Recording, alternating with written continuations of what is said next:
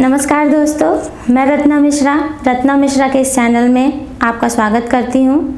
रत्ना मिश्रा के पिछले वीडियो में नाउन के बारे में बताया था और रत्ना मिश्रा के इस वीडियो में जो पढ़ाने जा रही हैं वो प्रोनाउन है। आप सोच रहे होंगे कि मैं इस तरह से क्यों बोल रही हूँ, ये अब मैं आपको बताऊँगी क्योंकि आज का हमारा टॉपिक ही ऐसा है। आज हम पढ़ेंगे प्रोनाउन, पार्ट्स ऑफ स्पीच का दूसरा टॉपिक है हमारा प्रोनाउन आज हम इसके बारे में पढ़ेंगे। दोस्तों, सबसे पहले हम ये जानेंगे कि प्रोनाउन होता क्या है। प्रोनाउन एक तो शब्दों से मिलकर बना है, या हम कह सकते हैं नाउन के पहले एक प्रीफिक्स लगा हुआ है प्रो प्लस नाउन। यहाँ प्रो जो प्रीफिक्स है उसका मीनिंग होता है फॉर, और नाउन मीन्स आप जानते ही हैं, naming words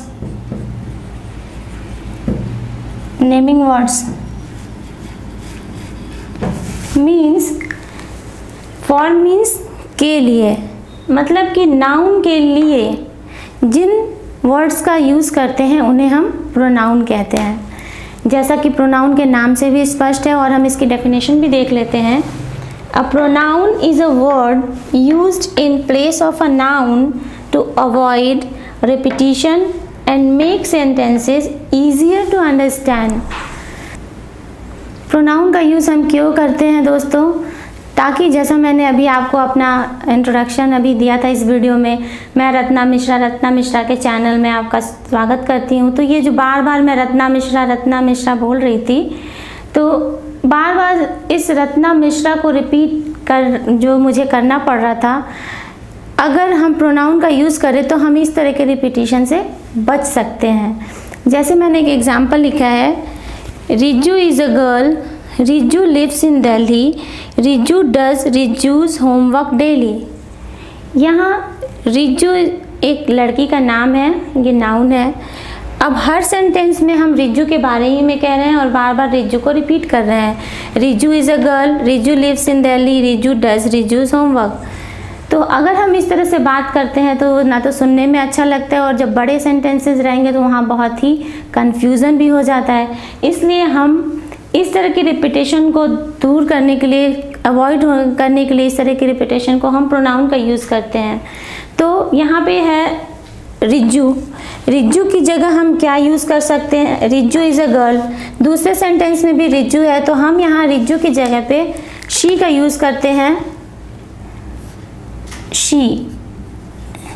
Riju is a girl, she lives in Delhi. यहाँ हम रिजू एक नाउन है और उसकी जगह पे इस जो शब्द शी का यूज़ कर रहे हैं ये प्रोनाउन है। फिर यहाँ भी है रिजू डज रिजूज होमवर्क, यहाँ भी रिजू को कट करके शी डज, यहाँ पे हर हो जाएगा, शी डज हर होमवर्क। तो यहाँ पे आप देख सकते हैं दोस्तों कि यहाँ रिजू की जगह शी, इस रिजू की जगह शी और इस रिजू की जगह हर का यूज़ किया है। ये सब प्रोनाउन है।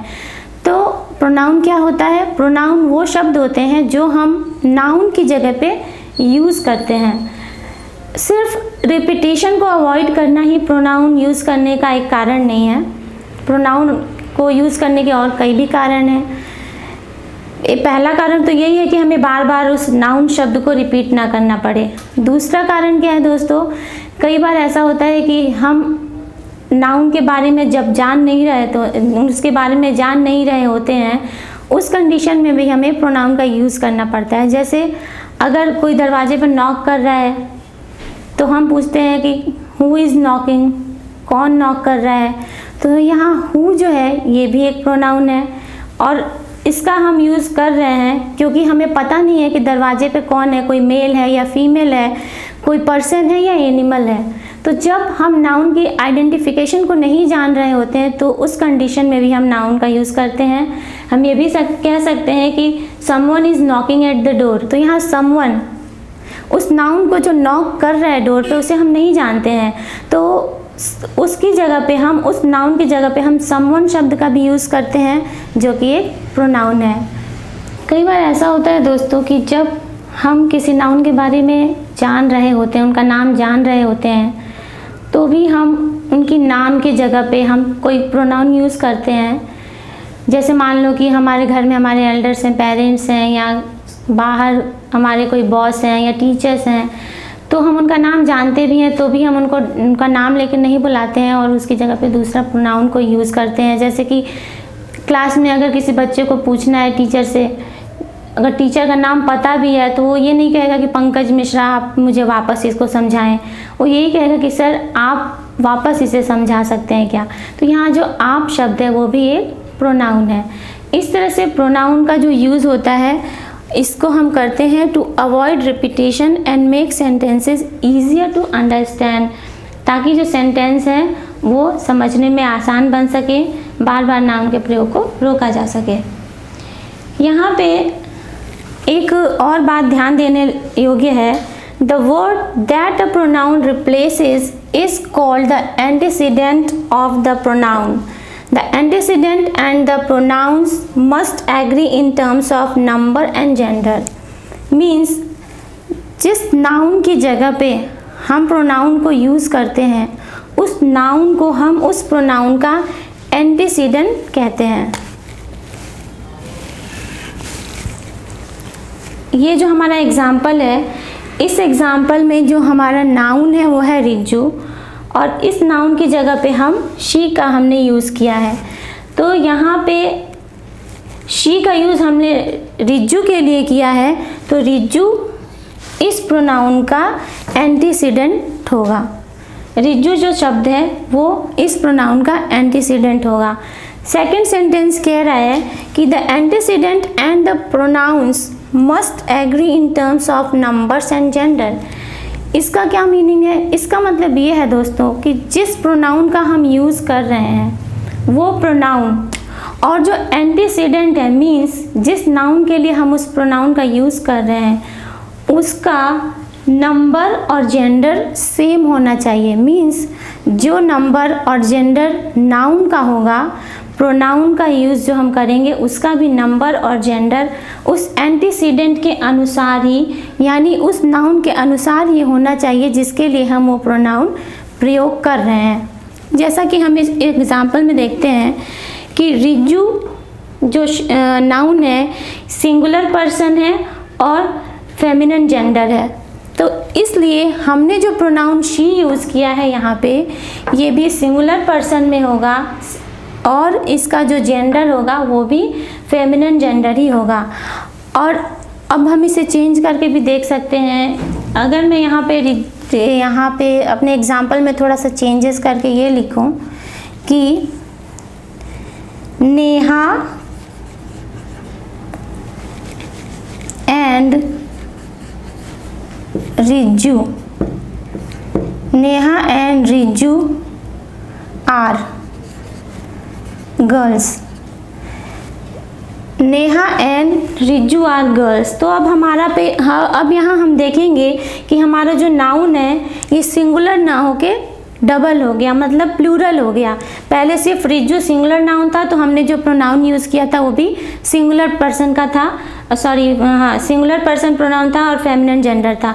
और जब हम इसका जब नंबर चेंज करते हैं, सिंगुलर से इसको प्लूरल करते हैं, तो हम जो प्रोनाउन यूज़ करेंगे वो भी इसके अकॉर्डिंग होगा और यहाँ भी हमारा प्रोनाउन प्लूरल प्रोनाउन होगा।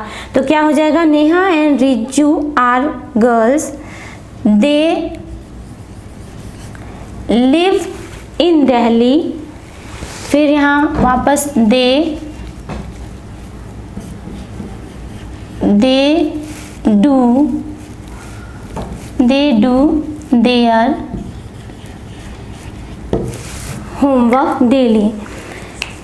अब आप इसको समझने की कोशिश करें कि पहले जो हमारा सब्जेक्ट था सेंटेंस का, जो नाउन था जिसकी जगह हमने प्रोनाउन का यूज़ किया था, वो सिंगुलर पर्सन सिंगुलर नंबर का था और जेंडर जो था वो फेमिनिन जेंडर था। अब हमने जो नाउन यूज़ किया है ये सिंगुलर नहीं है, ये प्लूरल हो गया है, क्योंकि पहले एक ही नाउन था अब दो नाउन हो गए हैं। तो प्लूरल नंबर्स के साथ हमारा जो प्रोनाउन यूज़ होगा वो भी प्लूरल नंबर का ही रहेगा और अगर हमने यहाँ पे सिर्फ जेंडर चेंज किया होता, सपोज़ कि यहाँ पे मैं गर्ल की जगह पे किसी बॉय का नाम लिख दूँ कि राजा इज़ अ बॉय। यहाँ पे दोस्तों राजा जो है ये सिंगुलर नंबर मैस्कुलिन जेंडर है, तो हमारा जो प्रोनाउन होगा वो भी इसी के अकॉर्डिंग होगा। मैस्कुलिन जेंडर के लिए हम ही का यूज़ करते हैं, ही लिव्स इन दिल्ली, और यहाँ भी हम ही लिखेंगे क्योंकि दे हटा देंगे क्योंकि ये सिंगुलर नंबर है। ही डज हीज होमवर्क हो जाएगा। आई होप कि आपको समझ में आ गया होगा अभी तक मैंने जो कुछ भी पढ़ाया।